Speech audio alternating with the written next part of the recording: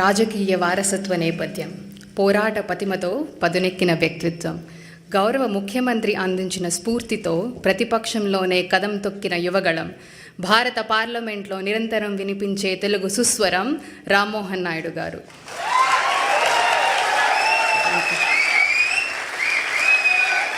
యువకత్వం, నవీనత్వం, మేధోపరత్వం కలగలిసిన జలపాతపు హోరు రామ్మోహన్ నాయుడు అనే పేరు. స్వచ్ఛమైన పరివర్తన తీరు, సహజ నాయకత్వ పటిమల మేలు కలయిక రామ్మోహన్ నాయుడు గారు.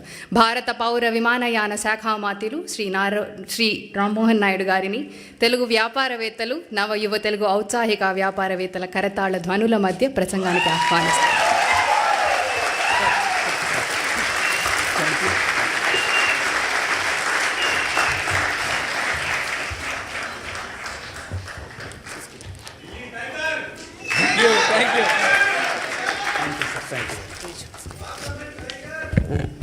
అందరికీ నమస్కారం.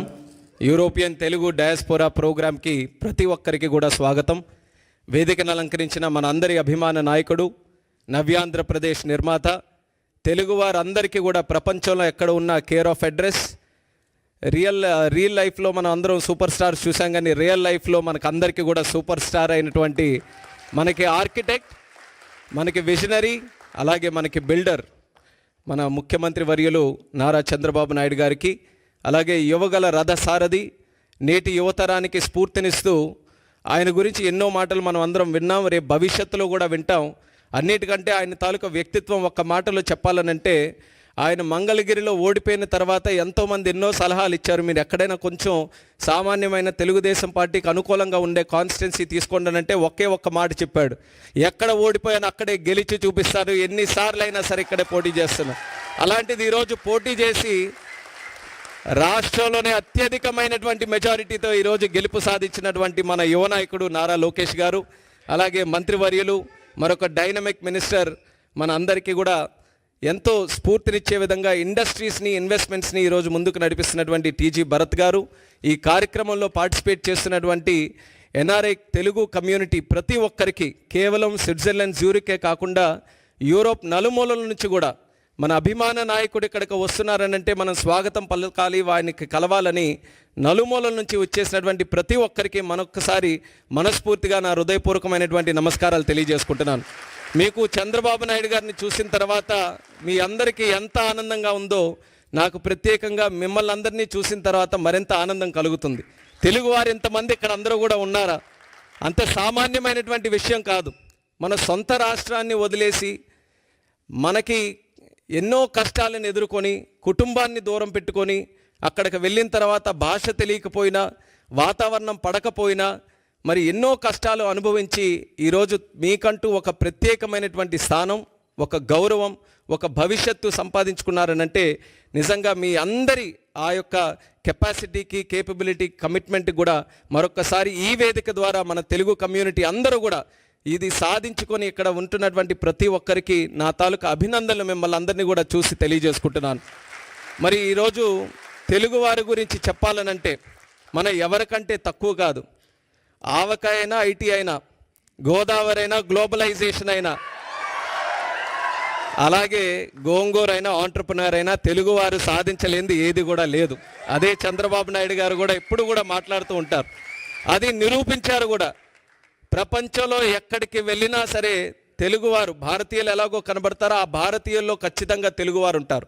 ఎందుకనంటే వాళ్ళందరికీ కూడా కలుపుకొని వెళ్ళేటటువంటి తత్వం ఉంది, కష్టపడే తత్వం ఉంది, లాయల్టీ ఒకటి ఉంటుంది, అలాగే ఇన్నోవేటివ్నెస్, ఆంటర్ప్రినోరియల్ స్కిల్స్ అన్నీ కూడా ఉంటాయి. కాబట్టి ఎక్కడ ఏ ఛాలెంజ్ వచ్చినా సరే ఆ ఛాలెంజ్ని వెతుక్కుంటూ అది ఒక అవకాశంగా మార్చుకొని ముందుకు వచ్చేటటువంటిది మన తెలుగు కమ్యూనిటీ.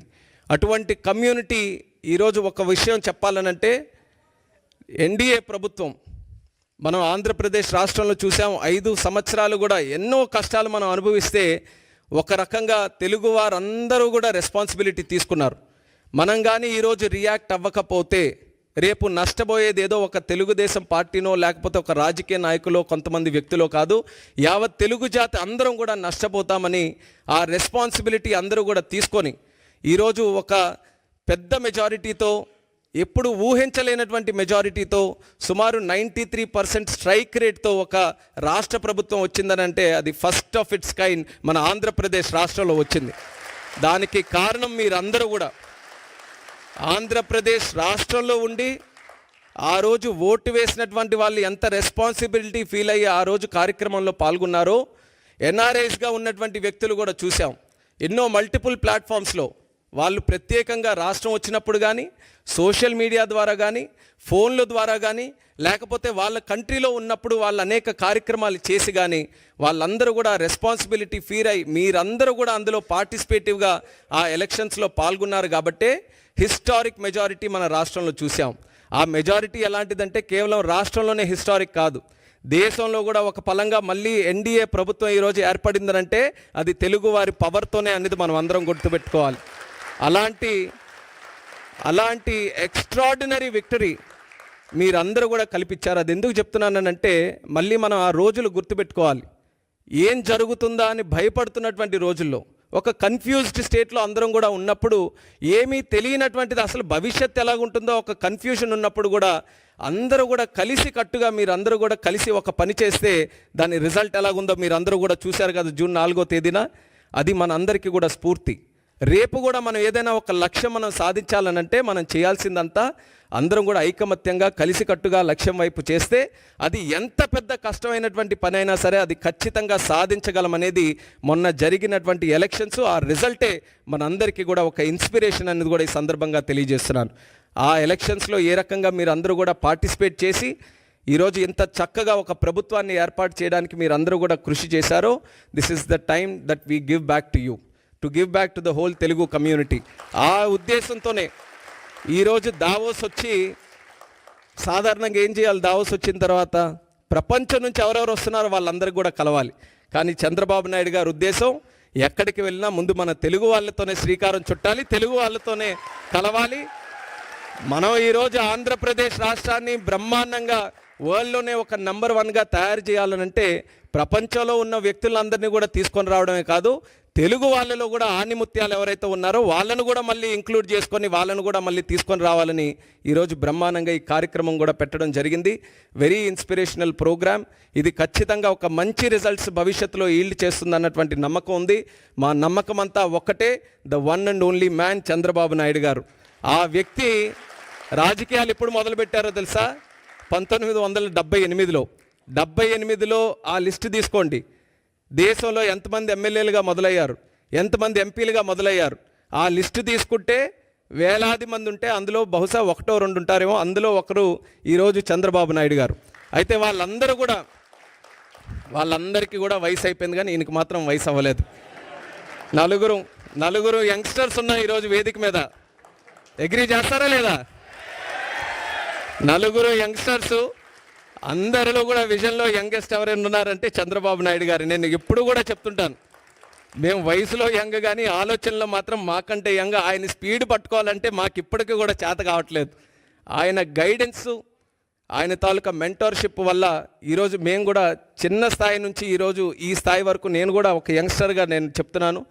నాన్నగారు చనిపోయిన తర్వాత ఒక కుటుంబ పెద్దల ఆయన దగ్గర చేర్చుకొని ఈరోజు 3వ సారి కూడా ఎంపీ గెలవడానికి ఒక మంచి మెంటర్షిప్తో మాలాంటి నాయకుల్ని మళ్ళీ పార్టీలో తయారు చేస్తూ ఈరోజు రాష్ట్రానికి అందిస్తున్నారంటే అది ఆయన తాలూకా దూరదృష్టికి, ఆయనకి ఈ జాతి మీద ఉన్నటువంటి కమిట్మెంట్కి అది ఒక చిత్తశుద్ధి అనేది కూడా ఈ సందర్భంగా తెలియజేస్తున్నాను. టుడే ఆయనతో పాటు స్విట్జర్లాండ్ లాంటి దేశంలో ఆయనతో పాటు ఒక వేదిక పంచుకొని ఆయన ద్వారా పెరిగినటువంటి ఒక నాయకుడిగా భారతదేశంలోనే అతి చిన్న వయసులో ఉన్నటువంటి ఒక క్యాబినెట్ మినిస్టర్గా ఆయన పక్కన కూర్చున్నానంటే అది ఆయనకున్నటువంటి విజన్ అనేది కూడా ఈ సందర్భంగా తెలియజేస్తున్నాను. ఆ విజన్ ఈరోజు నేను ఏ రకంగా అయితే ఆయన నమ్మి ఆయన తాలూకు ఆలోచనలకు అనుగుణంగా ముందుకు నడిచానో మీ అందరికీ కూడా అదే తెలియజేసుకుంటున్నాను. ఆయన ఆలోచనలు కానీ మీరు స్వీకరించి ఆయన ఏ మాటలైతే మన కోసం చెప్తున్నారో అవి అంగీకరిస్తూ దాని వైపు మనం అడుగులు వేస్తే మీరు కూడా ఎక్స్ట్రాడినరీ రిజల్ట్స్ మీరు అందరూ కూడా మీ తాలూకా ప్రొఫెషన్లో మీ జీవితంలో ఖచ్చితంగా సాధిస్తారు. మనకందరికీ కూడా ఇటువంటి నాయకుడు ఉండడం మనం చేసుకున్నటువంటి అదృష్టం. అది ప్రతి ఒక్కరూ కూడా సద్వినియోగం చేసుకోవాలి. అది రానున్న రోజుల్లో మనం అందరం కూడా ఈరోజు ప్రపంచంలో తెలుగు వాళ్ళు ఎంతోమంది ఎన్నో పెద్ద పెద్ద కంపెనీలకి ఉన్నతమైనటువంటి స్థాయిలో ప్రాతినిధ్యం వహిస్తున్నారు. అంటే దేశంలో ప్రపంచంలో ఏ కంపెనీలు చూసినా సరే తెలుగు వాళ్ళందరూ కూడా మంచి పొజిషన్స్లో ఉన్నారు. అంత కెపాసిటీ మన తెలుగు వాళ్ళకు ఉన్నప్పుడు మన తెలుగు ల్యాండ్ ఎందుకు ప్రపంచంలో నెంబర్ 1 ఉండకూడదు? అది ఆయన తాలూకు ఆలోచన. అందుకనే అమరావతి లాంటి క్యాపిటల్ నిర్మిస్తే కేవలం ఆంధ్రప్రదేశ్ రాష్ట్రానికే కాదు, భారతదేశానికే కాదు, ప్రపంచం అందరూ కూడా గర్వంగా చెప్పుకునే రాజధాని మన ఆంధ్రప్రదేశ్ రాష్ట్రంలో ఉండాలని ఆయన శ్రీకారం చుట్టారు. మనకేంటంటే 5 సంవత్సరాలు కరెంటు కట్ చేసినట్టుగా అంధకార ప్రదేశ్ అయిపోయింది ఆంధ్రప్రదేశ్ అంతా. మళ్ళీ ఈరోజు 1000 కిలోవాట్లు ఉన్నటువంటి ఒక బలాన్ని, ఒక ఎలక్ట్రికల్, ఒక పవర్ స్టేషన్ని మళ్ళీ ఈరోజు అందించినట్టుగా చంద్రబాబు నాయుడు గారి తాలూకు పనితీరుతో ముందుకు నడుస్తున్నాం. మీ అందరికీ కూడా ఆహ్వానిస్తున్నాం. మళ్ళీ కనెక్ట్ అవ్వండి. ఏ రకంగా ఎలక్షన్స్లో రెస్పాన్సిబిలిటీ తీసుకున్నారో స్వర్ణాంధ్రప్రదేశ్ నిర్మాణంలో కూడా చంద్రబాబు నాయుడు గారి తాలూకా నాయకత్వంలో అందరూ కూడా కలిసికట్టుగా పనిచేద్దాం. మీతో పాటు ఒక తెలుగు వ్యక్తిగా అందరం కూడా కలిసి తిరిగి మన జాతికి, మన ప్రాంతానికి, మన రాష్ట్రానికి మంచి చేసే విధంగా అందరం కూడా కాంట్రిబ్యూట్ చేద్దామని తెలియజేసుకుంటూ, సివిల్ ఏవియేషన్ మినిస్టర్గా ఉన్నాను కాబట్టి ఆ 2 విషయాలు చెప్పకపోతే మీరు కూడా మళ్ళీ నన్ను పట్టుకుంటారు. మీరందరూ కూడా దేశం అంతా తిరుగుతున్నారు, ప్రపంచం అంతా తిరుగుతున్నారు, మళ్ళీ మీకు కనెక్ట్ చేసే బాధ్యత నాదే. కాబట్టి ఈరోజు చాలామంది రిప్రజెంటేషన్స్ కూడా డెన్మార్క్ నుంచి, బెల్జియం నుంచి, బ్రసెల్స్ అవన్నీ కూడా చాలామంది రిప్రజెంటేషన్స్ ఉన్నాయి. డైరెక్ట్ ఫ్లైట్స్ కావాలని నేను తప్పకుండా దాని మీద ప్రత్యేకమైనటువంటి దృష్టి పెట్టి ముందుగా చంద్రబాబు నాయుడు గారి తాలూకా డైరెక్షన్లో మనకుండేటటువంటి ఎయిర్పోర్ట్స్, ఒక 7 బ్రహ్మాండమైన ఎయిర్పోర్ట్స్ మన రాష్ట్రంలో ఉంటే డొమెస్టిక్ కనెక్టివిటీ ఇంప్రూవ్ చేయడానికి లాస్ట్ 6-7 మంత్స్ కూడా కృషి చేసాం. బాగా పెరిగింది. ఒక ఎగ్జాంపుల్ నేను ఇవ్వాలంటే సార్ కూడా అదే చెప్పాం. డిసెంబర్ 2023లో విజయవాడ ఎయిర్పోర్ట్ నుంచి సుమారు 98,000 ప్యాసింజర్స్ ఫ్లై అయితే మళ్ళీ 1 ఇయర్ తర్వాత డిసెంబర్ 2024 ఆయన చీఫ్ మినిస్టర్ అయిన తర్వాత సుమారు 1,45,000 మంది పెరిగారు. అంటే 45% వరకు కూడా ఇంక్రీజ్ అయింది. అలా ఎయిర్ ట్రావెల్ కూడా ఈరోజు రాష్ట్రంలో పెరుగుతూ వస్తుంది.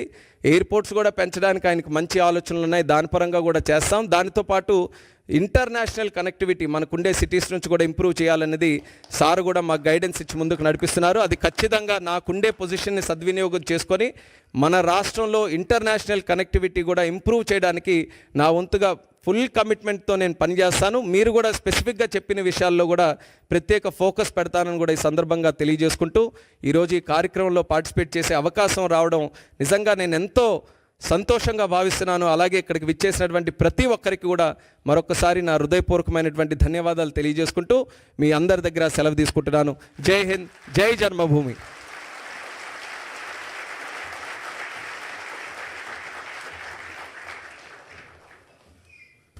ఆయన మాట్లాడుతుంటే ఎవరికి చేతులు ఆగట్లేదు అనుకుంటా, చప్పట్లు నడుస్తూనే ఉన్నాయి జరిగినంతసేపు. So thank you for the speech.